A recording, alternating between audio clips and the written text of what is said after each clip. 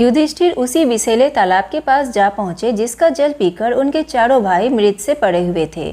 यह देखकर युधिष्ठिर चौंक पड़े और असहाय शोक के कारण उनकी आंखों से आंसू बह चले।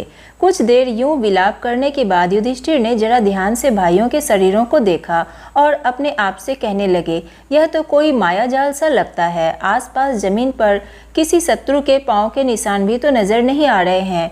हो सकता है कि यह भी दुर्योधन का ही कोई षड्यंत्र हो। संभव है पानी में विष मिला हो। सोचते सोचते युधिष्ठिर भी प्यास से प्रेरित होकर तालाब में उतरने लगे। इतने में वही वाणी सुनाई दी। युधिष्ठिर ने ताड़ लिया कि कोई यक्ष बोल रहा है। उन्होंने बात मान ली और बोले, आप प्रश्न कर सकते हैं। यक्ष ने कई प्रश्न किए जिनके उत्तर युधिष्ठिर ने दिए। पहला प्रश्न, मनुष्य का साथ कौन देता है? उत्तर, धैर्य ही मनुष्य का साथी होता है। प्रश्न, कौन सा शास्त्र विद्या है जिसका अध्ययन करके मनुष्य बुद्धिमान बनता है? उत्तर, कोई भी शास्त्र ऐसा नहीं है। महान लोगों की संगति से ही मनुष्य बुद्धिमान बनता है। प्रश्न, भूमि से भारी चीज क्या है? उत्तर, संतान को कोख में धारण करने वाली माता भूमि से भी भारी होती है। प्रश्न, आकाश से भी ऊंचा कौन है? उत्तर, पिता। प्रश्न, हवा से भी तेज चलने वाला कौन है? उत्तर, मन। प्रश्न, घास से भी तुच्छ कौन सी चीज होती है? उत्तर, चिंता।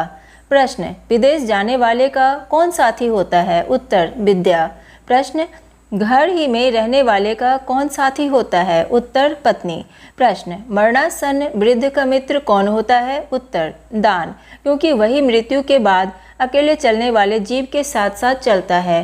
प्रश्न, बर्तनों में सबसे बड़ा कौन सा है? उत्तर, भूमि ही सबसे बड़ा बर्तन है जिसमें सब कुछ समा सकता है।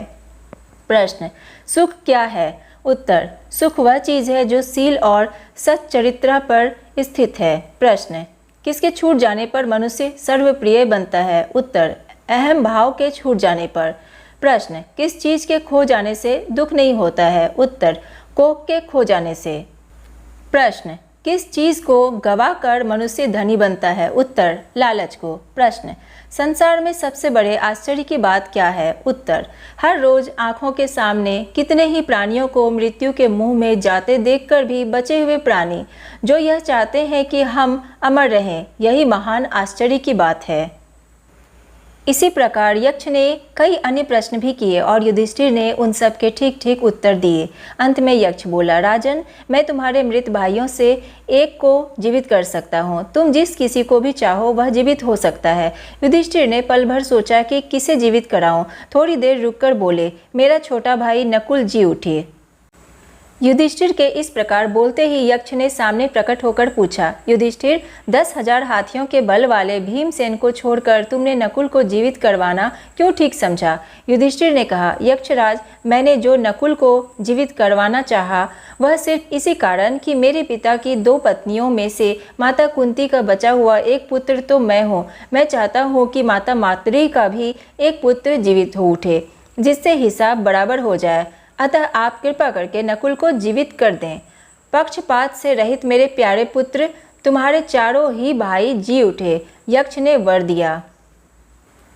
उन्होंने युधिष्ठिर के सद्गुणों से मुग्ध होकर उन्हें छाती से लगा लिया और आशीर्वाद देते हुए कहा, 12 बरस के वनवास की अवधि पूरी होने में अब थोड़े ही दिन बाकी रह गए हैं। 12 मास तक जो तुम्हें अज्ञातवास करना है वह भी सफलता से पूरा हो जाएगा। तुम्हें और तुम्हारे भाइयों को कोई भी नहीं पहचान सकेगा। तुम अपनी प्रतिज्ञा सफलता के साथ पूरी करोगे। इतना कहकर धर्मदेव अंतर्ध्यान हो गए। वनवास की कठिनाइयां पांडवों ने धीरज के साथ झेल ली। अर्जुन इंद्रदेव से दिव्यास्त्र प्राप्त करके वापस आ गया। भीमसेन ने भी सुगंधित फूलों वाले सरोवर के पास हनुमान से भेंट कर ली थी और उनका आलिंगन प्राप्त करके 10 गुना अधिक शक्तिशाली हो गया था। मायावी सरोवर के पास युधिष्ठिर ने स्वयं धर्मदेव के दर्शन किए और उनसे गले मिलने का सौभाग्य प्राप्त किया। वनवास की अवधि पूरी होने पर युधिष्ठिर ने ब्राह्मणों की अनुमति लेकर उन्हें और अपने परिवार के अन्य लोगों से कहा कि वे नगर को लौट जाएं। युधिष्ठिर की बात मानकर सब लोग नगर लौट आए और यह खबर उड़ गई कि पांडव हम लोगों को आधी रात में सोया हुआ छोड़कर ना जाने कहाँ चले गए। यह सुनकर लोगों को बड़ा दुख हुआ। इधर पांडव वन में एक एकांत स्थान में बैठकर आगे के कार्यक्रम पर सोच विचार करने लगे। युधिष्ठिर ने अर्जुन से पूछा, अर्जुन बताओ कि यह 13वां बरस किस देश में और किस तरह बिताया जाए। अर्जुन ने जवाब दिया, महाराज इसमें संदेह नहीं है कि हम 12 महीने बड़ी सुगमता के साथ इस प्रकार बिता सकेंगे कि जिसमें किसी को भी हमारा असली परिचय प्राप्त ना हो सके। अच्छा यही होगा कि हम सब एक साथ ही रहें। कौरवों के देश के आसपास पांचाल, मत्स्य, वैदेह, बाल्गी, दरसात, सूरसेन, मगध आदि कितने ही देश हैं। इसमें से आप जिसे पसंद करें वहीं जाकर रह जाएंगे। यदि मुझ में पूछा जाए तो मैं कहूँगा कि मत्स्य देश में जाकर रहना ठीक होगा। इस देश के अधीश राजा विराट हैं। विराट नगर बहुत ही सुंदर और समृद्ध है। मेरी तो ऐसी ही राय है, आगे आप जो उचित समझें। युधिष्ठिर ने कहा, मत्स्याधिकारपति राजा विराट बड़े शक्ति संपन्न हैं। दुर्योधन की बातों में भी वह आने वाले नहीं है, अतः राजा विराट के यहाँ छिपकर रह जाएं। सब अपना अपना भेष बदलकर राजा विराट के यहाँ चाकरी करने लगे, तो विराट ने उन्हें अपना नौकर बनाकर रखना उचित ना समझा। हर एक के बारे में उनका यही विचार था कि ये तो राज करने योग्य प्रतीत होते हैं। मन में शंका तो हुई, पर पांडवों के बहुत आग्रह करने और विश्वास दिलाने पर राजा ने उन्हें अपनी सेवा में ले लिया। पांडव अपनी अपनी पसंद के कामों पर नियुक्त कर लिए गए। युधिष्ठिर कंक के नाम से विराट के दरबारी बन गए और राजा के साथ चौपर खेलकर दिन बिताने लगे। भीमसेन वल्लभ के नाम से रसोइयों का मुखिया बनकर रहने लगा। वह कभी कभी मशहूर पहलवानों से कुश्ती लड़कर यह हिंसक जंतुओं को वश में करके राजा का दिल बहलाया करता था। अर्जुन स्त्री के वेश में बृहनल्ला के नाम से रनवास की स्त्रियां, खासकर विराट की कन्या उत्तरा और उसकी सहेलियों एवं दास दासियों को नाच और गाना बजाना सिखलाने लगा। नकुल ग्रंथि के नाम से घोड़ों को साधने, उनकी बीमारियों का इलाज करने और उनकी देखभाल करने में अपनी चतुरता का परिचय देते हुए राजा को खुश करता रहा। सहदेव तंतीपाल के रूप में गाय बैलों की देखभाल करता रहा। पांचाल राजा की पुत्री द्रौपदी, जिसकी सेवा टहल के लिए कितनी ही दासियां रहती थी, अब अपने पतियों की प्रतिज्ञा पूरी करने हेतु दूसरी रानी की आज्ञाकारिणी दासी बन गई। विराट की पत्नी सुदेशना की सेवा सुश्रूषा करती हुई रनवास में सैरंध्री के नाम से काम करने लगी। रानी सुदेशना का भाई कीचक बड़ा ही बलिष्ठ और प्रतापी वीर था। मत्स्य देश की सेवा का वही नायक बना हुआ था और अपने कुल के लोगों को साथ लेकर कीचक ने बूढ़े विराट राज की शक्ति और सत्ता में खूब वृद्धि कर दी थी। कीचक की धाक लोगों पर जमी हुई थी। लोग कहा करते थे कि मत्स्य देश का राजा तो कीचक है, विराट नहीं। यहाँ तक कि स्वयं विराट भी कीचक से डरा करते थे और उसका कहा मानते थे। जब से पांडवों के 12 बरस के वनवास की अवधि पूरी हुई थी, तभी से दुर्योधन के गुप्तचरों ने पांडवों की खोज करनी शुरू कर दी थी। इन्हीं दिनों हस्तिनापुर में कीचक के मारे जाने की खबर फैल गई। यह खबर पाते ही दुर्योधन का माथा ठनका कि हो ना हो कीचक का वध भीम ने ही किया होगा। वह दुर्योधन का अनुमान था। उसने अपना यह विचार राजसभा में प्रकट करते हुए कहा, मेरा ख्याल है कि पांडव विराट के नगर में ही छिपे हुए हैं। मुझे तो यही ठीक लगता है कि मत्स्य देश पर हमला कर देना चाहिए। यदि पांडव वहां होंगे तो निश्चय ही विराट की तरफ से हमसे लड़ने आएंगे। यदि हम अज्ञातवास की अवधि पूरी होने से पहले ही उनका पता लगा लेंगे तो शर्त के अनुसार उन्हें 12 बरस के लिए फिर से वनवास करना होगा। यदि पांडव विराट के यहाँ ना भी हुए तो भी हमारा कुछ नहीं बिगड़ेगा। हमारे तो दोनों हाथों में लड्डू है। दुर्योधन की यह बात सुनकर त्रिगर्त देश का राजा सुशर्मा उठा और बोला, राजन, मत्स्य देश के राजा विराट मेरे शत्रु हैं। कीचक ने भी मुझे बहुत तंग किया था। इस अवसर का लाभ उठाकर मैं उससे अपना पुराना बैर भी चुका लेना चाहता हूँ। कर्ण ने सुशर्मा की बात का अनुमोदन किया।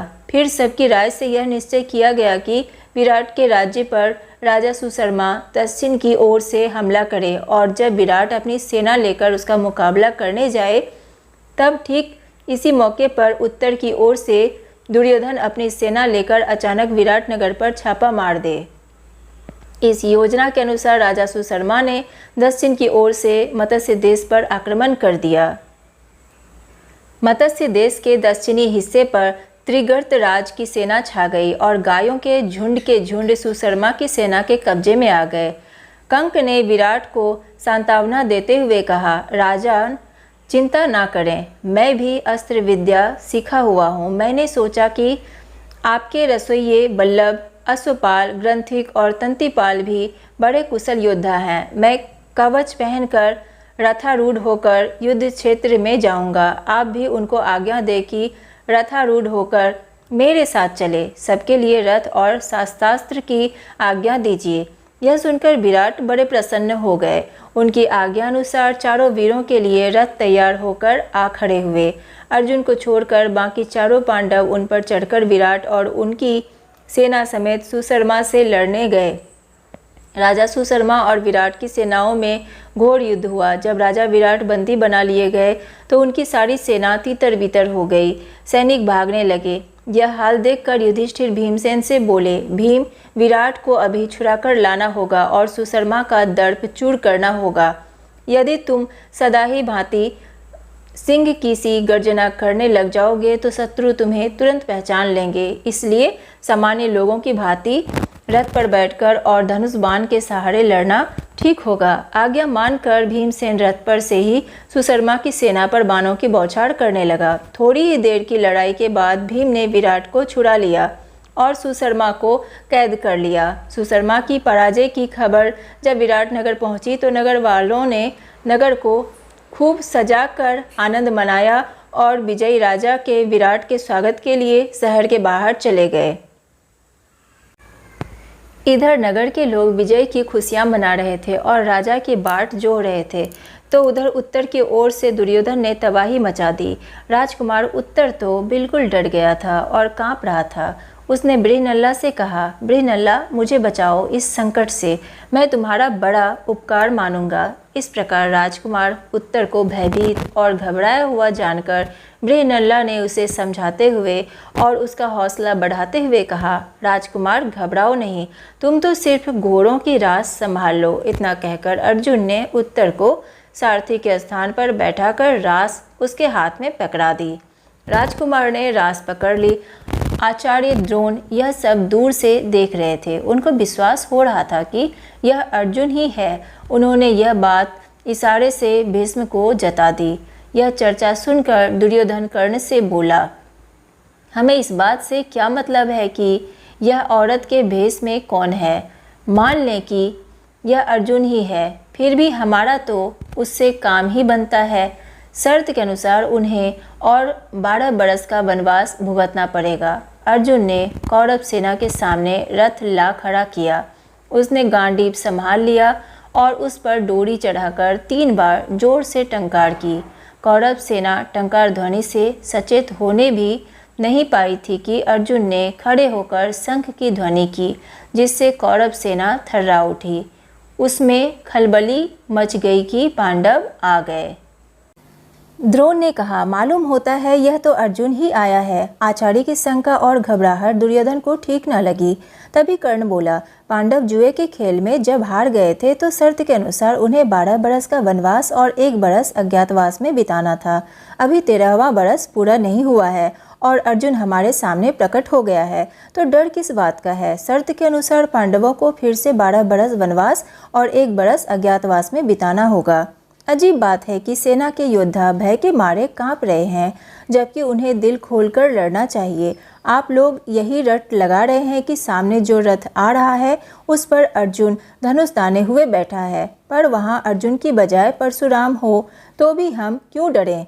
मैं तो अकेला ही जाकर उसका मुकाबला करूँगा और मैंने दुर्योधन को जो वचन दिया था उसे आज पूरा करके दिखाऊंगा।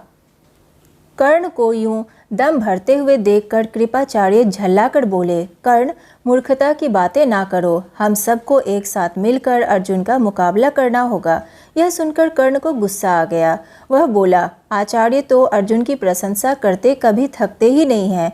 अर्जुन की शक्ति को बढ़ा चढ़ाकर बताने की इन्हें एक आदत सी पड़ गई है। ना मालूम यह भय के कारण है या अर्जुन को अधिक प्यार करते हैं, इस कारण है। जो भी हो, मैं अकेला ही डटा रहूँगा।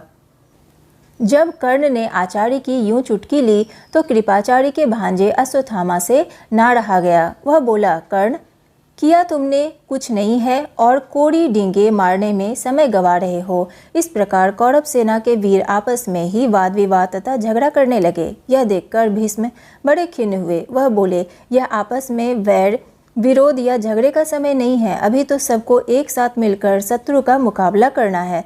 पितामह के इस प्रकार समझाने पर कर्ण, अश्वत्थामा आदि वीर जो उत्तेजित हो रहे थे शांत हो गए। सबको शांत देखकर भीष्म दुर्योधन से फिर बोले, बेटा दुर्योधन, अर्जुन प्रकट हो गया है, वह ठीक है, पर प्रतिज्ञा का समय काल ही पूरा हो चुका है। चंद्र और सूर्य की गति, वर्ष, महीने और पक्ष विभाग के पारस्परिक संबंध को अच्छी तरह जानने वाले मेरे कथन की पुष्टि करेंगे। प्रत्येक वर्ष में एक जैसे महीने नहीं होते। मालूम होता है कि तुम लोगों की गणना में भूल हुई है, इसलिए तुम्हें भ्रम हुआ है। जैसे ही अर्जुन ने गांडीव धनुष की टंकार की थी, मैं समझ गया था कि प्रतिज्ञा की अवधि पूरी हो गई है। दुर्योधन, युद्ध शुरू करने से पहले इस बात का निश्चय कर लेना होगा कि पांडवों के साथ संधि कर ले या नहीं।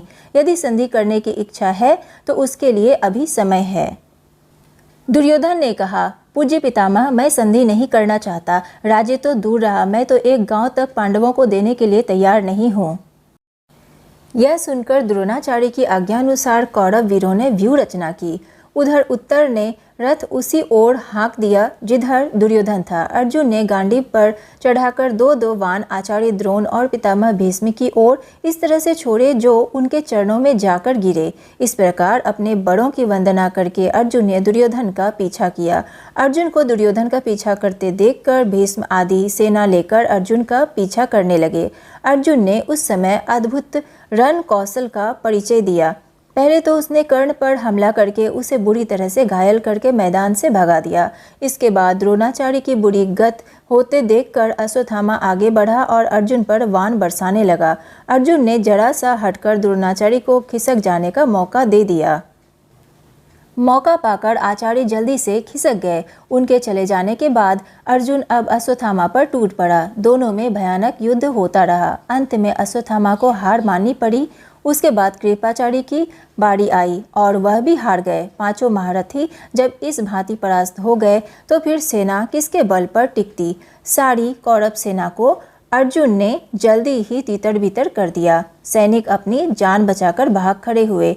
इस भांति भीषण युद्ध करते हुए भी अर्जुन ने दुर्योधन का पीछा करना ना छोड़ा। पांचों महारथियों द्वारा अर्जुन को एक साथ रोकने का प्रयत्न करने पर भी उसे रोका ना जा सका। अर्जुन आखिर दुर्योधन के निकट पहुंच ही गया। उसने दुर्योधन पर भीषण हमला कर दिया। दुर्योधन घायल हो गया और मैदान छोड़कर भाग खड़ा हुआ। भीष्म ने उससे कहा कि अब वापस हस्तिनापुर लौट चलना चाहिए। भीष्म की सलाह मानकर सारी सेना हार मानकर हस्तिनापुर की ओर लौट चली। इधर युद्ध से लौटते हुए अर्जुन ने कहा, उत्तर, अपना रथ नगर की ओर ले चलो, तुम्हारी गाय छुड़ा ली गई है। शत्रु भी भाग खड़े हुए हैं। इस विजय का यश तुम्हीं को मिलना चाहिए, इसलिए चंदन लगाकर और फूलों का हार पहनकर नगर में प्रवेश करना। रास्ते में अर्जुन ने फिर से वृषणल्ला का वेश धारण कर लिया और राजकुमार उत्तर को रथ पर बैठाकर सारथी के स्थान पर खुद बैठ गया। उन्होंने विराट नगर की ओर कुछ दूतों को यह आज्ञा देकर भेज दिया कि जाकर घोषणा कर दो कि राजकुमार उत्तर की विजय हुई है। त्रिगर्त राजा सुशर्मा पर विजय प्राप्त करके राजा विराट नगर में वापस आए तो पुरवासियों ने उनका धूमधाम से स्वागत किया। अंतःपुर में राजकुमार उत्तर को ना पाकर राजा ने पूछताछ की तो स्त्रियों ने बड़े उत्साह के साथ बताया कि कुमार कौरवों से लड़ने गए हैं। राजा यह सुनकर एकदम चौंक उठे। उनके विशेष पूछने पर स्त्रियों ने कौरवों के आक्रमण आदि का सारा हाल सुनाया। यह सब सुनकर राजा का मन चिंतित हो उठा। राजा को इस प्रकार शोकातुर होते देखकर कंक ने उन्हें दिलासा देते हुए कहा, आप राजकुमार की चिंता ना करें, वृषणल्ला सारथी बनकर उनके साथ गई है। कंक इस प्रकार बातें कर ही रहे थे कि इतने में उत्तर के भेजे हुए दूतों ने आकर कहा, राजन, आपका कल्याण हो, राजकुमार जीत गए। कौरव सेना तितर बितर कर दी गई है, गाय छुड़ा ली गई है। यह सुनकर विराट आंखें फाड़कर देखते रह गए। उन्हें विश्वास ही न होता था कि अकेला उत्तर कौरवों को जीत सकेगा। पुत्र की विजय हुई यह जानकर विराट आनंद और अभिमान के मारे फूले ना समाये। उन्होंने दूतों को असंख्य रत्न एवं धन पुरस्कार के रूप में देकर खूब आनंद मनाया। इसके बाद राजा ने प्रसन्नता से अंतःपुर में जाकर कहा, सैरंध्री चौपड़ की गांटे तो जरा ले आओ, चलो कंक से दो दो हाथ चौपड़ खेल लें। आज खुशी के मारे मैं पागल सा हुआ जा रहा हूँ। मेरी समझ में नहीं आ रहा है कि मैं अपना आनंद कैसे व्यक्त करूँ। दोनों खेलने बैठे। खेलते समय भी बातें होने लगी। देखा राजकुमार का शौर्य, विख्यात कौरव वीरों को मेरे बेटे ने अकेले ही लड़कर जीत लिया। विराट ने कहा, निसंदेह आपके पुत्र भाग्यवान हैं, नहीं तो बृहन्नला उनकी सारथी बनती ही कैसे। कंक ने कहा। विराट झुंझलाकर बोले, आपने भी क्या यह बृहन्नला की रट लगा रखी है। मैं अपने कुमार की विजय की बात कर रहा हूँ और आप उसके सारथी की बड़ाई करने लगे। युधिष्ठिर ने अब बृहन्नला का नाम लेकर जैसे ही कुछ कहना चाहा तो राजा से ना रहा गया। अपने हाथ का पासा युधिष्ठिर के मुंह पर दे मारा। पासे की मार से युधिष्ठिर के मुख पर चोट लग गई और खून बहने लगा। इतने में द्वारपाल ने आकर खबर दी कि राजकुमार उत्तर बृहन्नला के साथ द्वार पर खड़े हैं, राजा से भेंट करना चाहते हैं। सुनते ही विराट जल्दी से उठकर बोले, आने दो आने दो। कंक ने इशारे से द्वारपाल को कहा कि सिर्फ राजकुमार को लाओ, बृहन्नला को नहीं। युधिष्ठिर को भय था कि कहीं राजा के हाथों उनको जो चोट लगी है उसे देखकर अर्जुन गुस्से में कोई गड़बड़ी ना कर दे। यही सोच उन्होंने द्वारपाल को ऐसा आदेश दिया। राजकुमार उत्तर ने प्रवेश करके पहले अपने पिता को नमस्कार किया। फिर वह कंक को प्रणाम करना ही चाहता था कि उनके मुख से खून बहता देखकर चकित रह गया। उसे अर्जुन से मालूम हो चुका था कि कंक तो असल में युधिष्ठिर ही है। उसने पूछा, पिताजी इनको किसने यह पीड़ा पहुंचाई है। विराट ने कहा, बेटा क्रोध में मैंने चौपड़ के पास से फेंक मारे। क्यों, तुम उदास क्यों हो गए। पिता की बात सुनकर उत्तर कांप गया। विराट कुछ समझ ही ना सके कि बात क्या है। उत्तर ने आग्रह किया तो उन्होंने कंक के पांव पकड़कर क्षमा याचना की। इसके बाद उत्तर को गले लगा लिया और बोले, बेटा बड़े वीर हो तुम। उत्तर ने कहा, पिताजी मैंने कोई सेना नहीं हराई, मैं तो लड़ा भी नहीं। बड़ी उत्कंठा के साथ राजा ने पूछा, कौन था वह वीर, कहाँ है वह, बुला लाओ उसे। राजकुमार ने कहा, पिताजी मेरा विश्वास है कि आज या कल वह अवश्य प्रकट होंगे। थोड़ी देर तक तो पांडवों ने सोचा कि अब ज़्यादा विवाद करना और अपने को छिपाए रखना ठीक नहीं है। यह सोचकर अर्जुन ने पहले राजा विराट को और बाद में सारी सभा को अपना असली परिचय दे दिया। लोगों के आश्चर्य और आनंद का ठिकाना ना रहा। सभा में कोलाहल मच गया। राजा विराट का हृदय कृतज्ञता, आनंद और आश्चर्य से तरंगित हो उठा। विराट ने कुछ सोचने के बाद अर्जुन से आग्रह किया कि आप राजकन्या उत्तरा से ब्याह कर लें। अर्जुन ने कहा, राजन आपकी कन्या को मैं नाच और गाना सिखाता रहा हूँ। मेरे लिए वह बेटी के समान है। इस कारण यह उचित नहीं है कि मैं उसके साथ ब्याह करूँ। हाँ, यदि आपकी इच्छा हो तो मेरे पुत्र अभिमन्यु के साथ उसका ब्याह हो जाए। राजा विराट ने यह बात मान ली। इसके कुछ समय बाद दुर्योधन के दूतों ने आकर युधिष्ठिर से कहा, कुंती पुत्र महाराज दुर्योधन ने हमें आपके पास भेजा है। उनका कहना है कि उतावली के कारण प्रतिज्ञा पूरी होने से पहले अर्जुन पहचाने गए हैं, इसलिए शर्त के अनुसार आपको 12 बरस के लिए और वनवास करना होगा। इस पर युधिष्ठिर हंस पड़े और बोले, दूतगण शीघ्र ही वापस जाकर दुर्योधन को कहो कि वह पितामह भीष्म और जानकारों से पूछकर इस बात का निश्चय करे कि अर्जुन जब प्रकट हुआ था तब प्रतिज्ञा की अवधि पूरी हो चुकी थी या नहीं। मेरा यह दावा है कि 13वां बरस पूरा होने के बाद ही अर्जुन ने धनुष की टंकार की थी। 13वां बरस पूरा होने पर पांडव विराट की राजधानी छोड़कर विराट राज के ही राज्य में स्थित उपलव्य नामक नगर में जाकर रहने लगे। अज्ञातवास की अवधि पूरी हो चुकी थी, इसलिए पांचों भाई प्रकट रूप में रहने लगे। आगे का कार्यक्रम तय करने के लिए उन्होंने अपने भाई बंधुओं एवं मित्रों को बुलाने के लिए दूत भेजे। भाई बलराम, अर्जुन की पत्नी सुभद्रा तथा पुत्र अभिमन्यु और यदुवंश के कई वीरों को लेकर श्री कृष्ण उपलव्य जा पहुँचे। इंद्रसेन आदि राजा अपने अपने रथों पर चढ़कर उपलव्य आ पहुँचे। काशीराज और वीर सैव्य भी अपनी 2 अक्षौहिणी सेना के साथ आकर युधिष्ठिर के नगर में पहुँच गए। पांचाल राज द्रुपद 3 अक्षौहिणी सेना लाए। उनके साथ शिखंडी, द्रौपदी का भाई धृष्टद्युम्न और द्रौपदी के पुत्र भी आ पहुँचे और भी कितने ही राजा अपनी अपनी सेनाओं को साथ लेकर पांडवों की सहायता के लिए आ गए। सबसे पहले अभिमन्यु के साथ उत्तरा का विवाह किया गया। इसके बाद विराट राज के सभा भवन में सभी आगंतुक राजा मंत्रणा के लिए इकट्ठे हुए।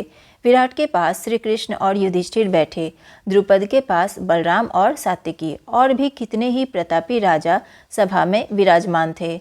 सभा में सबके अपने अपने आसन पर बैठ जाने पर श्री कृष्ण उठे और बोले, सम्मानीय बंधुओं और मित्रों, आज हम सब यहाँ इसलिए इकट्ठे हुए हैं कि कुछ ऐसे उपाय सोचें जो युधिष्ठिर और राजा दुर्योधन के लिए लाभप्रद हो, न्यायोचित हो और जिनसे पांडवों तथा कौरवों का सुयश बढ़े। जो राज्य युधिष्ठिर से छीना गया है वह उनको वापस मिल जाए तो पांडव शांत हो जाएंगे और दोनों में संधि हो सकती है।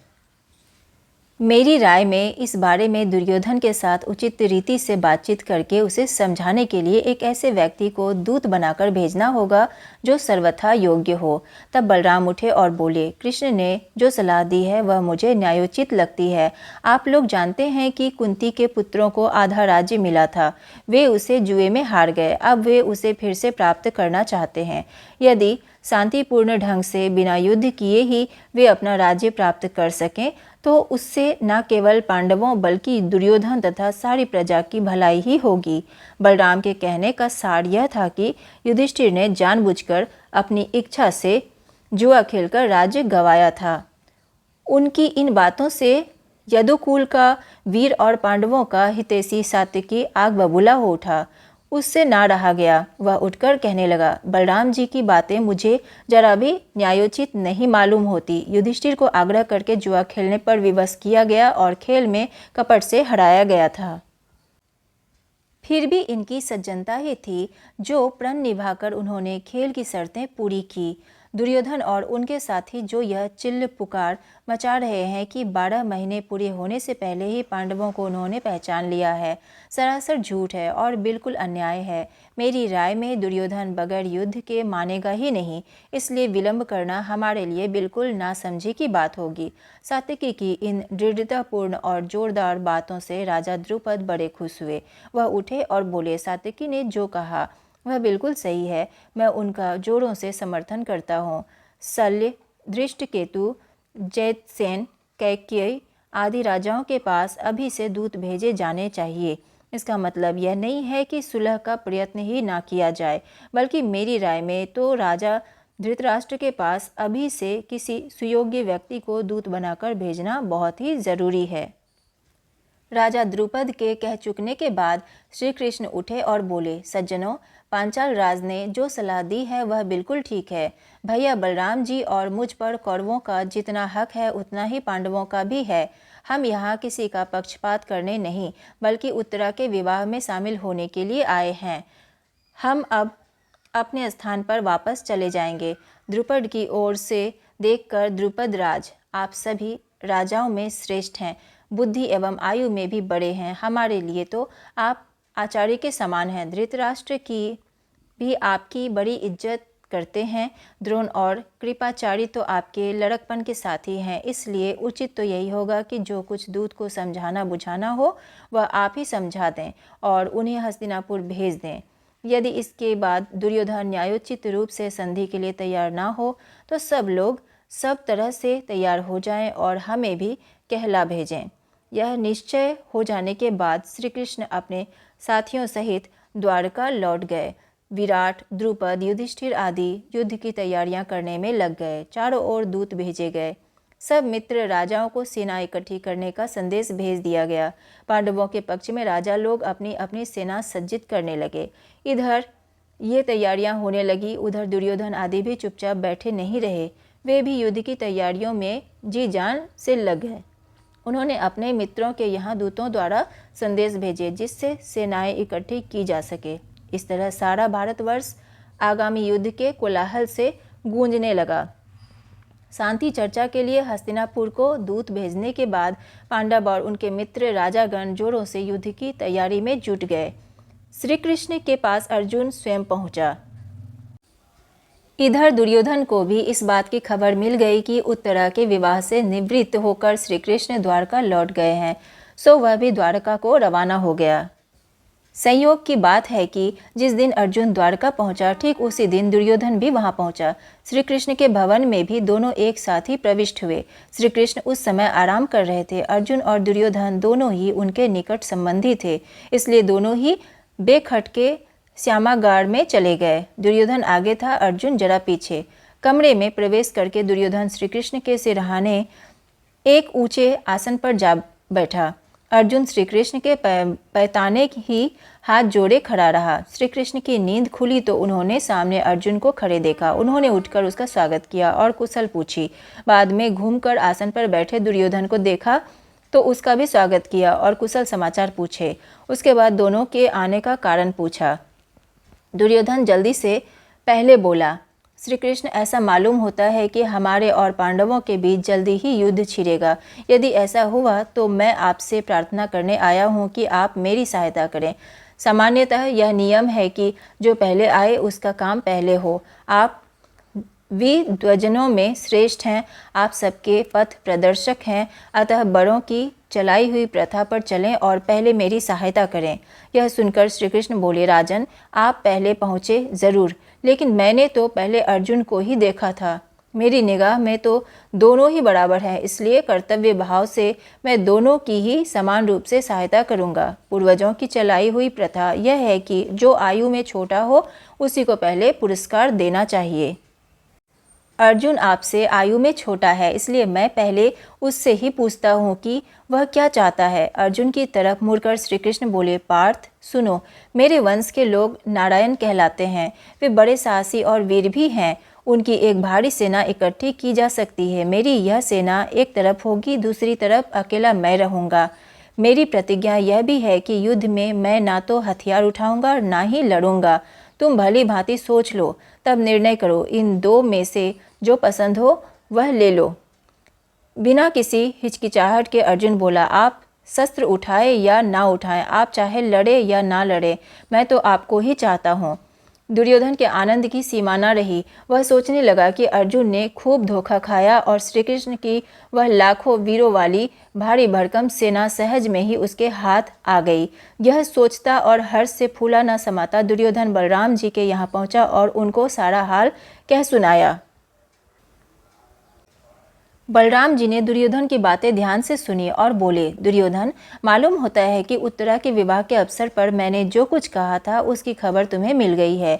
कृष्ण से भी मैंने कई बार तुम्हारी बात छेड़ी और उसको समझाता रहा कि कौरव और पांडव दोनों ही हमारे बराबर के संबंधी हैं, किंतु कृष्ण मेरी सुने तब ना। मैंने निश्चय कर लिया है कि मैं युद्ध में तटस्थ रहूंगा, क्योंकि जिधर कृष्ण ना हो उस तरफ मेरा रहना ठीक नहीं है। अर्जुन की सहायता मैं करूंगा नहीं, इस कारण मैं अब तुम्हारी भी सहायता करने योग्य नहीं रहा। मेरा तटस्थ रहना ही ठीक होगा। हस्तिनापुर को लौटते हुए दुर्योधन का दिल बल्लियों उछल रहा था। वह सोच रहा था कि अर्जुन बड़ा बुद्धू बना। द्वारका की इतनी बड़ी सेना अब मेरी हो गई है और बलराम जी का स्नेह तो मुझ पर है ही। श्री कृष्ण भी निशस्त्र और सेना विहीन हो गए। यही सोचते विचारते दुर्योधन खुशी खुशी अपनी राजधानी में आ पहुंचा।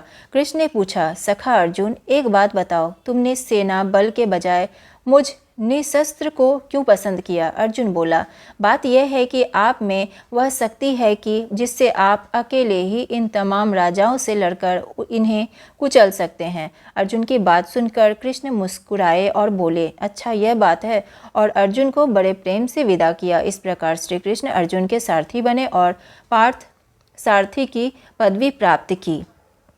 मद्र देश के राजा शल्य नकुल सहदेव की माँ माद्री के भाई थे। जब उन्हें यह खबर मिली कि पांडव उपलब्धि के नगर में युद्ध की तैयारियां कर रहे हैं तो उन्होंने एक भारी सेना इकट्ठी की और उसे लेकर पांडवों की सहायता के लिए उपलब्धि की ओर रवाना हो गए। राजा शल्य की सेना बहुत बड़ी थी। उपलब्धि की ओर जाते हुए रास्ते में जहां कहीं भी शल्य विश्राम करने के लिए डेरा डालते थे तो उनकी सेना का पड़ाव कोई 1.5 योजन तक लंबा फैल जाता था। तब दुर्योधन ने सुना कि राजा शल्य विशाल सेना लेकर पांडवों की सहायता के लिए जा रहे हैं, तो उसने किसी प्रकार इस सेना को अपनी ओर कर लेने का निश्चय कर लिया। अपने कुशल कर्मचारियों को उसने आज्ञा दी कि रास्ते में जहाँ कहीं भी राजा शल्य और उनकी सेना डेरा डाले, उसे हर तरह की सुविधा पहुँचाई जाए। शल्य पर दुर्योधन के आदर सत्कार का कुछ ऐसा असर हुआ कि उन्होंने पुत्रों के समान प्यार करने योग्य भांजों को छोड़ दिया और दुर्योधन के पक्ष में रहकर युद्ध करने का वचन दे दिया। उपलब्धि में राजा शल्य का खूब स्वागत किया गया। मामा को आया देखकर नकुल और सहदेव के आनंद की तो सीमा ही ना रही। तब भावी युद्ध की चर्चा छिड़ी तो शल्य ने युधिष्ठिर को बताया कि इस प्रकार दुर्योधन ने धोखा देकर उनको अपने पक्ष में कर लिया है। उपलब्ध नगर में रहते हुए पांडवों ने अपने मित्र राजाओं को दूतों द्वारा संदेश भेजकर कोई 7 अक्षौहिणी सेना एकत्र की। उधर कौरवों ने भी अपने मित्रों द्वारा काफ़ी बड़ी सेना इकट्ठी कर ली, जो 11 अक्षौहिणी तक हो गई थी। पांचाल नरेश के पुरोहित, जो युधिष्ठिर की ओर से राजदूत बनकर हस्तिनापुर गए थे, नियत समय पर धृतराष्ट्र की राजसभा में पहुंचे। यथाविधि कुशल समाचार पूछने के बाद पांडवों की ओर से संधि का प्रस्ताव करते हुए वह बोले, युधिष्ठिर का विचार है कि युद्ध से संसार का नाश ही होगा और इसी कारण वे युद्ध से घृणा करते हैं। वे लड़ना नहीं चाहते, इसलिए न्याय तथा पहले के समझौते के अनुसार यह उचित होगा कि आप उनका हिस्सा देने की कृपा करें। इसमें विलंब न कीजिए। यह सुनकर विवेकशील और महारथी भीष्म बोले, यही न्यायोचित है कि उन्हें उनका राज्य वापस दे दिया जाए। भीष्म की बात कर्ण को अप्रिय लगी। वह बड़े क्रोध के साथ भीष्म की बात काटकर दूत की ओर देखता हुआ बोला, 13वां बरस पूरा होने से पहले ही उन्होंने प्रतिज्ञा भंग करके अपने आप को प्रकट कर दिया है, इसलिए शर्त के अनुसार उनको फिर से 12 बरस के लिए वनवास भोगना पड़ेगा। कर्ण के इस प्रकार बीच में उनकी बात काटकर बोलने से भीष्म को बड़ा क्रोध आया। वह बोले, राधा पुत्र, तुम बेकार ही बातें कर रहे हो। यदि हम युधिष्ठिर के दूत के कहे अनुसार संधि नहीं करेंगे तो निश्चय ही युद्ध छिड़ जाएगा और उसमें दुर्योधन आदि सबको पराजित होकर मृत्यु के मुंह में जाना पड़ेगा। भीष्म की बातों से सभा में खलबली मचते देखकर धृतराष्ट्र बोले, सारे संसार की भलाई को ध्यान में रखकर मैंने यह निश्चय किया है कि अपनी तरफ से संजय को दूत बनाकर पांडवों के पास भेजा जाए। फिर धृतराष्ट्र ने संजय को बुलाकर कहा, संजय तुम पांडु पुत्रों के पास जाओ, वहाँ श्री कृष्ण, सात्यकी, विराट आदि राजाओं से भी कहना कि मैंने सप्रेम उन सब की कुशल पूछी है। वहाँ जाकर मेरी ओर से युद्ध न होने की चेष्टा करो। संजय उपलब्ध को रवाना हो गए। वहाँ पहुंचकर युधिष्ठिर की सभा में सबको विधिवत प्रणाम करके बोले, धर्मराज, महाराज धृतराष्ट्र ने आपकी कुशल पूछी है और कहा है कि वह युद्ध की बात नहीं करना चाहते, वह तो आपकी मित्रता चाहते हैं। संजय की ये बातें सुनकर राजा युधिष्ठिर बड़े प्रसन्न हुए और बोले, मैं तो संधि ही चाहता हूँ। युद्ध का विचार करते ही मेरा मन घृणा से भर जाता है। यदि हमें अपना राज्य वापस मिल जाए तो हम अपने सारे कष्ट भूल जाएंगे। संजय ने कहा, युधिष्ठिर, धृतराष्ट्र के पुत्र ना तो अपने पिता की बात पर ध्यान देते हैं, ना भीष्म की ही कुछ सुनते हैं। आप सदा से ही न्याय पर स्थिर हैं। आप युद्ध की चाह ना करें। संजय की ये बातें सुनकर युधिष्ठिर बोले, संजय, श्री कृष्ण दोनों पक्षों के लोगों के हित चिंतक हैं। वह जो सलाह देंगे वैसा ही मैं करूँगा। तभी श्री कृष्ण बोले, मैं स्वयं हस्तिनापुर जाना उचित समझता हूँ। मेरी यही इच्छा है कि कौरवों से संधि की जा सकती हो तो की जाए। श्री कृष्ण के बाद युधिष्ठिर भी बोले, संजय, कौरवों की राजसभा में जाकर महाराज धृतराष्ट्र को मेरी तरफ से प्रार्थना पूर्वक संदेश सुनाना कि कम से कम हमें 5 गांव ही दे दे। हम पांचों भाई इसी से संतोष कर लेंगे और संधि करने को तैयार होंगे। युधिष्ठिर का यह संदेश लेकर संजय पांडवों तथा श्री कृष्ण से विदा होकर हस्तिनापुर को रवाना हो गए। राजसभा में आकर उन्होंने युधिष्ठिर की सभा में जो चर्चा हुई थी उसका सारा हाल कह सुनाया। संजय के इस प्रकार कहने पर भीष्म दुर्योधन को दोबारा समझाने के बाद धृतराष्ट्र बोले, राजन, कर्ण बार बार यही दम भर रहा है कि खत्म कर डालूंगा, किंतु मैं कहता हूँ कि पांडवों की शक्ति का 16वां हिस्सा भी उसमें नहीं है। तुम्हारा पुत्र इसी के कहे में चलता है और अपने नाश का आप ही आयोजन कर रहा है। विराटनगर पर आक्रमण करते समय जब अर्जुन ने हमारा दर्प चूर कर दिया था, तब कर्ण वहीं तो था। गंधर्व जब दुर्योधन को कैद करके ले गए थे, तब यह डपोर शंख कर्ण कहाँ छिप गया था? गंधर्वों को अर्जुन ने ही तो भगाया था और दुर्योधन को उनकी कैद से मुक्त किया था। इसके बाद धृतराष्ट्र ने संतप्त होकर दुर्योधन को समझाया, बेटा भीष्म पितामह जो कहते हैं वही करने योग्य है, युद्ध ना होने दो, संधि करना ही उचित है।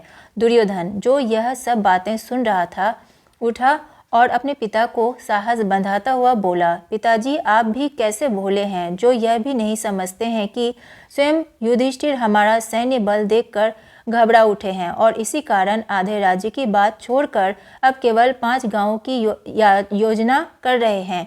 क्या उनकी इस 5 गांव वाली मांग से यह सिद्ध नहीं होता है कि हमारी 11 अक्षौहिणी सेना देखकर युधिष्ठिर के मन में भय उत्पन्न हो गया है? इतने पर भी आपको हमारी विजय के बारे में संदेह हो रहा है? यह बड़े आश्चर्य की बात है।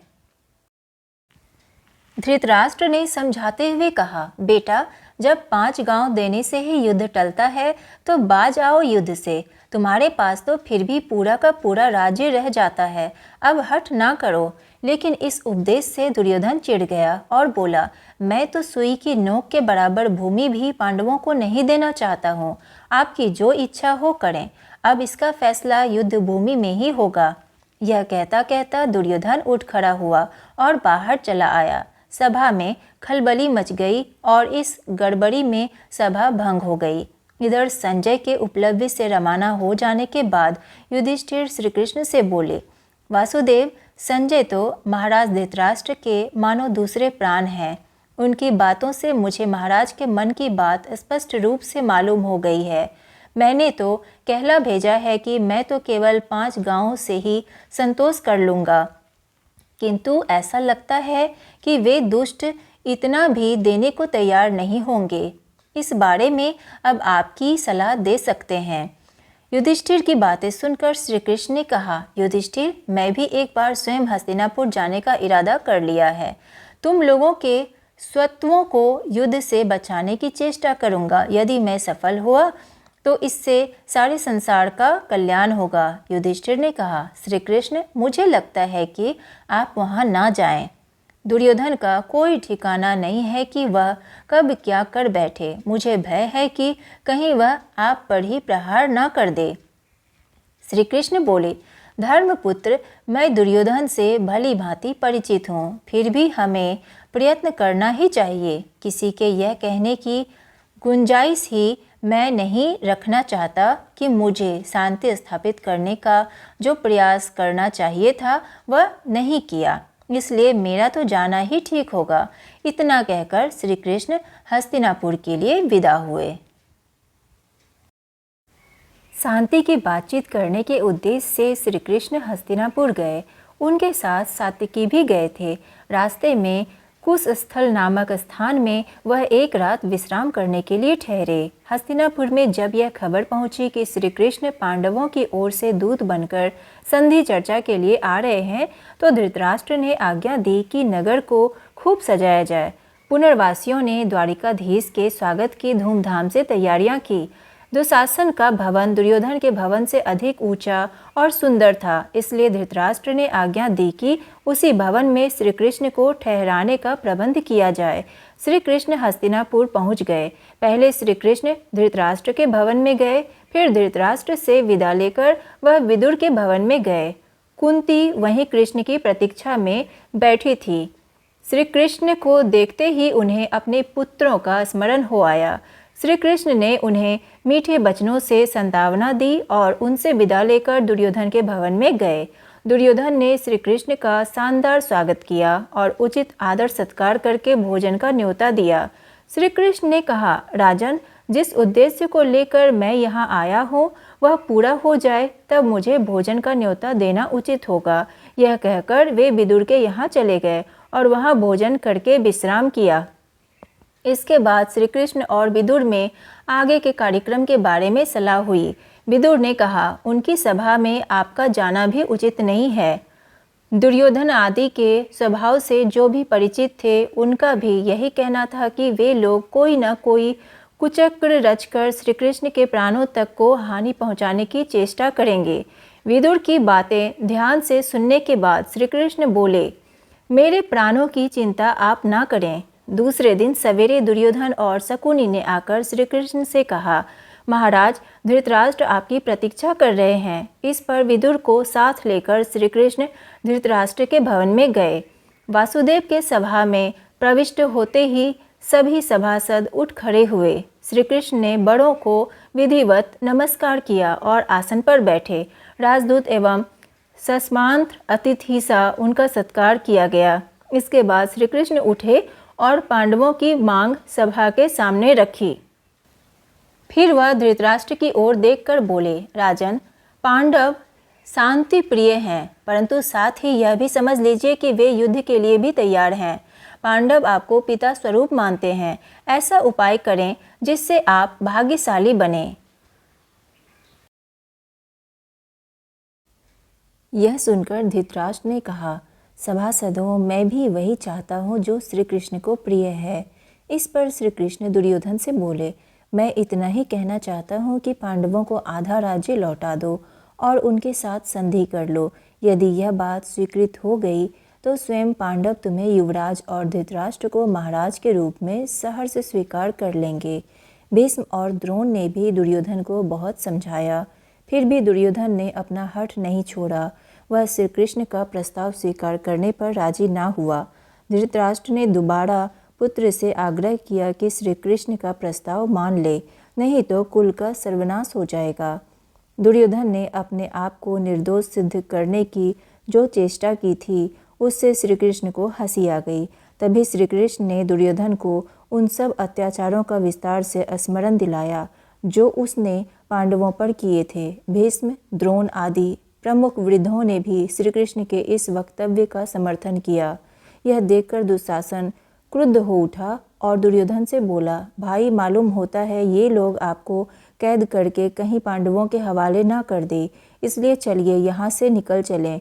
इस पर दुर्योधन उठा और अपने भाइयों के साथ सभा से बाहर चला गया।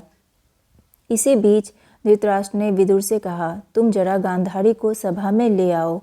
उसकी समझ बहुत स्पष्ट है और वह दूर की सोच सकती है। हो सकता है उसकी बातें दुर्योधन मान ले। यह सुनकर विदुर ने सेवकों को आज्ञा देकर गांधारी को बुला लाने को भेजा। गांधारी भी सभा में आई और धृतराष्ट्र ने दुर्योधन को भी सभा में फिर से बुलाया। दुर्योधन सभा में लौट आया। क्रोध के कारण उसकी आंखें लाल हो रही थी। गांधारी ने भी उसे कई तरह से समझाया, परंतु दुर्योधन ये बातें मानने वाला कब था।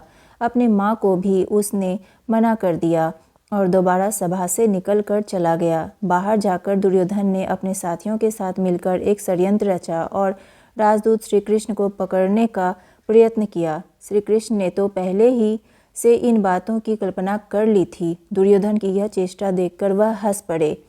श्री कृष्ण उठे। सात्यकी और विदुर उनके दोनों ओर हो गए।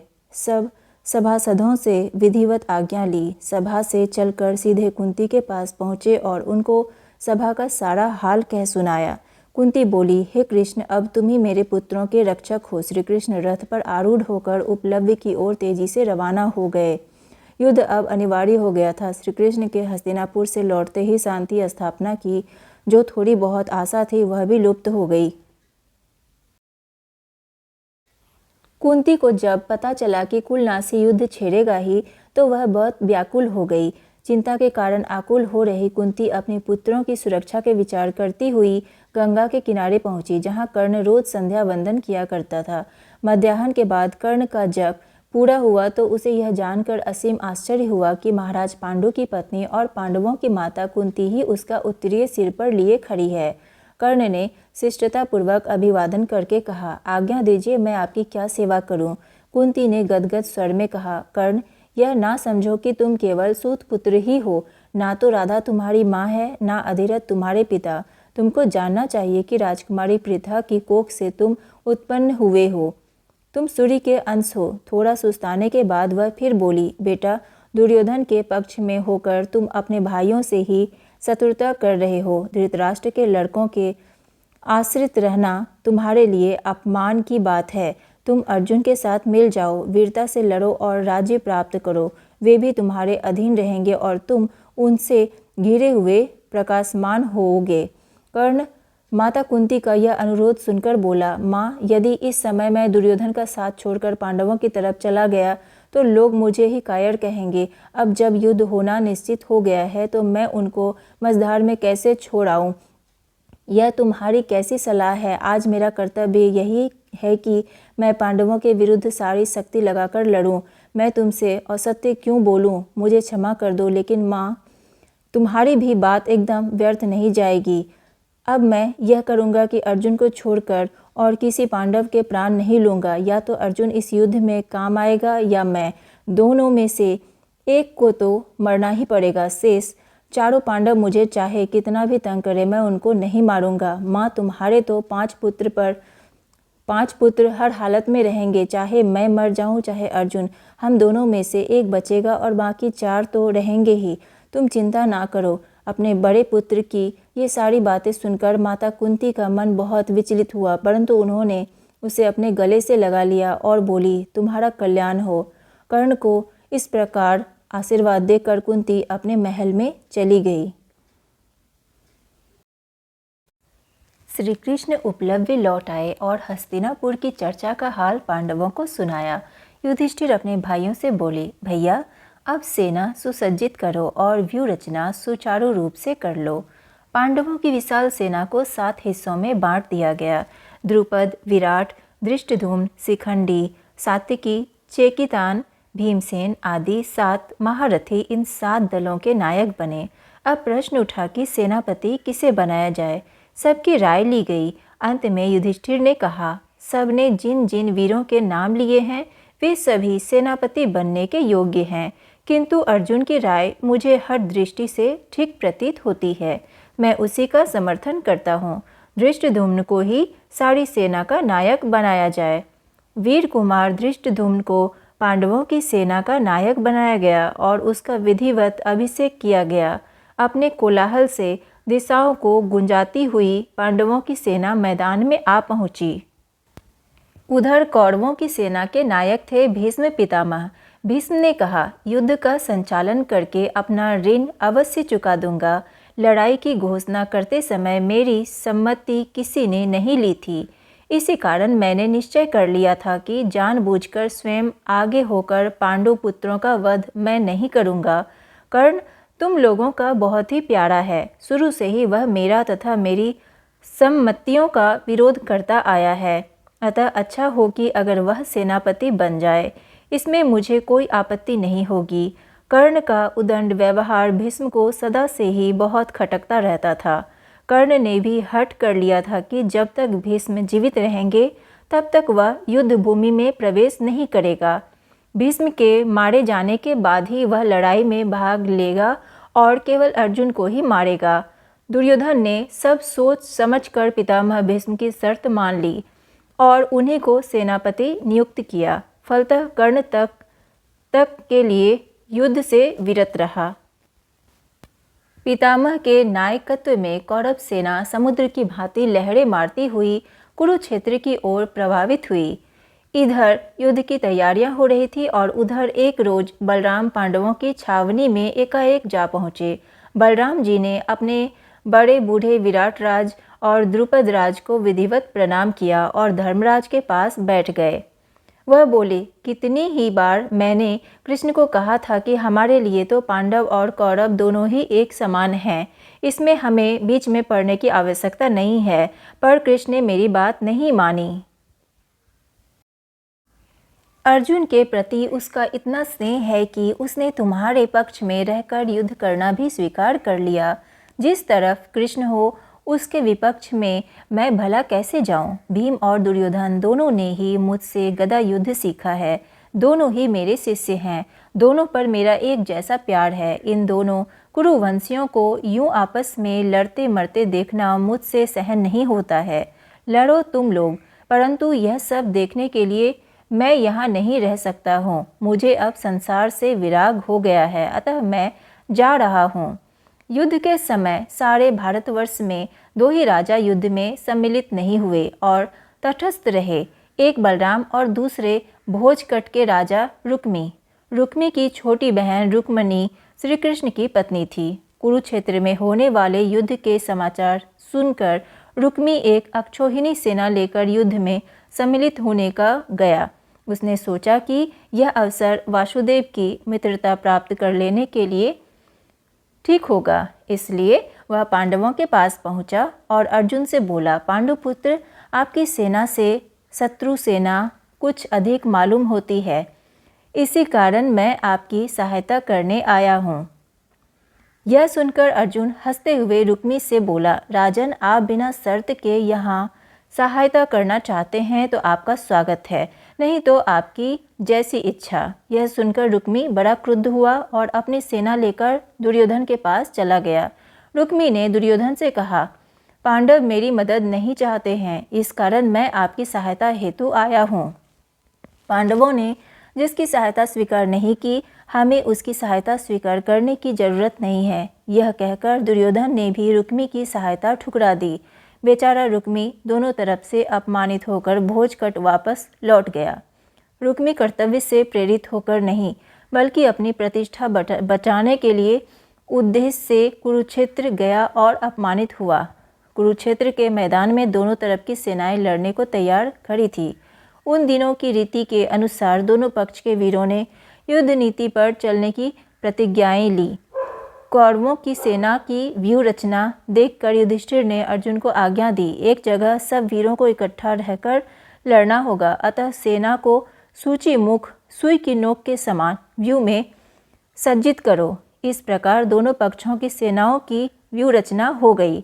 अर्जुन ने युद्ध के लिए तैयार हुए वीरों को देखा तो उसके मन में शंका हुई कि हम यह क्या करने जा रहे हैं। उसने अपनी यह शंका श्री कृष्ण पर प्रकट की। तब अर्जुन के इस भ्रम को दूर करने के लिए श्री कृष्ण ने कुरुक्षेत्र में जिस कर्मयोग का उपदेश दिया वह तो विश्वविख्यात है। सब लोग इसी की राह देख रहे थे कि कब युद्ध शुरू हो, पर एकाएक पांडव सेना के बीच में हलचल मच गई। देखते क्या है कि युधिष्ठिर ने अचानक अपना कवच और धनुष्वान उतारकर रथ पर रख दिया है और रथ से उतरकर हाथ जोड़े कौरव सेना की हथियारबंद पंक्तियों को चीरते हुए भीष्म की ओर पैदल जा रहे हैं।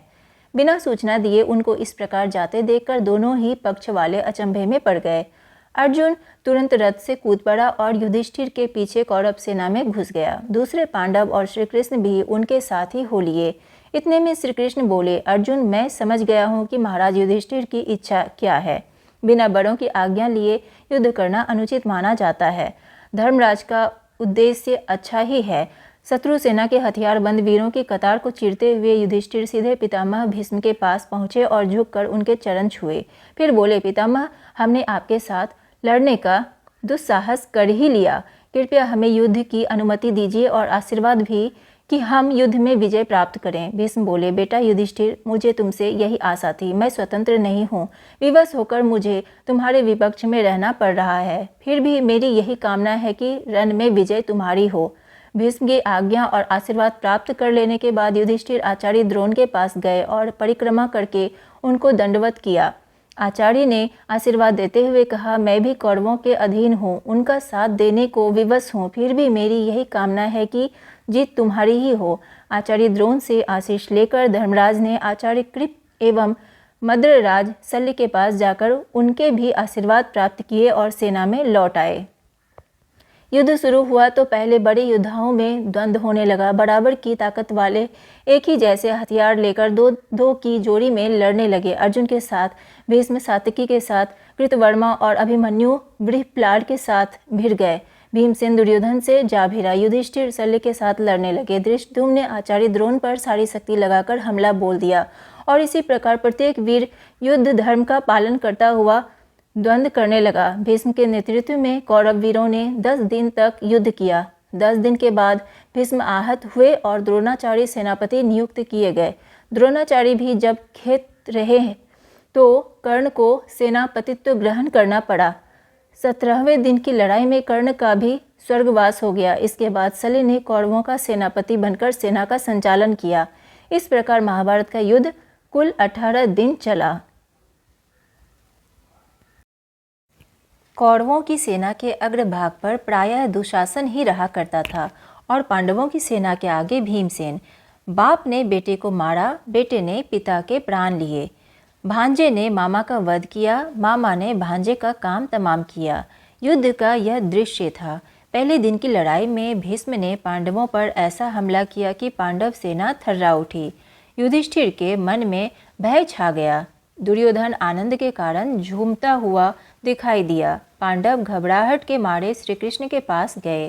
श्री कृष्ण युधिष्ठिर और पांडव सेना का धीरज बंधाने लगे। पहले दिन की लड़ाई में पांडव सेना की जो दुर्गति हुई थी, उससे सबक लेकर पांडव सेना के नायक धृष्टद्युम्न ने दूसरे दिन बड़ी सतर्कता के साथ व्यूह रचना की और सैनिकों को साहस बंधाया। सारी कौरव सेना में 3 ही ऐसे वीर थे जो अर्जुन का मुकाबला कर सकते थे, भीष्म, द्रोण और कर्ण। सारे कौरव वीरों को अपना प्रतिरोध करते हुए देखकर अर्जुन ने अपना गांडीव हाथ में लेकर इस कुशलता से युद्ध किया कि कौरव सेना के सभी महारथी देखकर दंग रह गए। भीष्म ने अर्जुन पर जोरों से हमला कर दिया। इस प्रकार अर्जुन और भीष्म के बीच बड़ी देर तक युद्ध होता रहा। फिर भी हार जीत का कोई निर्णय न हो सका।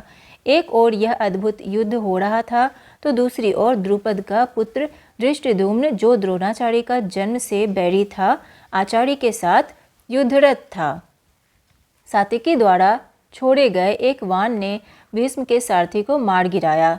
सारथी के गिर जाने पर घोड़े हवा से बातें करते हुए अत्यंत वेग से भाग खड़े हुए।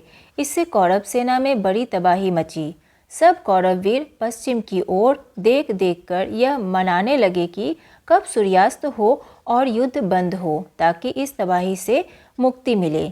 सूर्य अस्त हुआ, संध्या हुई और युद्ध बंद हुआ। पहले दिन की लड़ाई के बाद पांडवों में जो आतंक छाया हुआ था, वह दूसरे दिन के युद्ध का अंत होने के बाद कौरवों के मन पर छा गया। तीसरे दिन दोनों सेनाओं की व्यूह रचना हो जाने के बाद दोनों पक्ष फिर से युद्ध में लग गए और एक दूसरे पर हमला करने लगे। भीमसेन द्वारा चलाए गए वान से दुर्योधन जोर का धक्का खाकर बेहोश हो गया और रथ पर गिर पड़ा। यह देखकर उसके सारथी ने सोचा कि दुर्योधन को लड़ाई के मैदान से हटा लिया जाए, जिससे कौरव सेना को दुर्योधन के मूर्छित होने का पता ना चले। इन्हीं विचारों से प्रेरित होकर सारथी जल्दी से रथ को युद्धभूमि से हटाकर छावनी की ओर ले गया, किंतु उसने जो सोचा था हुआ उससे उल्टा ही। अनुशासन के टूटने और सेना में खलबली मच जाने के कारण वह स्वयं ही बन गया। सैनिकों में भगदड़ मच गई। इधर पांडवों की सेना में आनंद छाया हुआ था। दिन के पहले भाग में उन्होंने कौरव सेना पर जिस प्रकार हमला करके उसे तीतर बीतर कर दिया था, उन्हें इस बात की आशा ना थी कि भीष्म इस बिखरी हुई सेना को फिर से इकट्ठा करके उन पर टूट पड़ेंगे।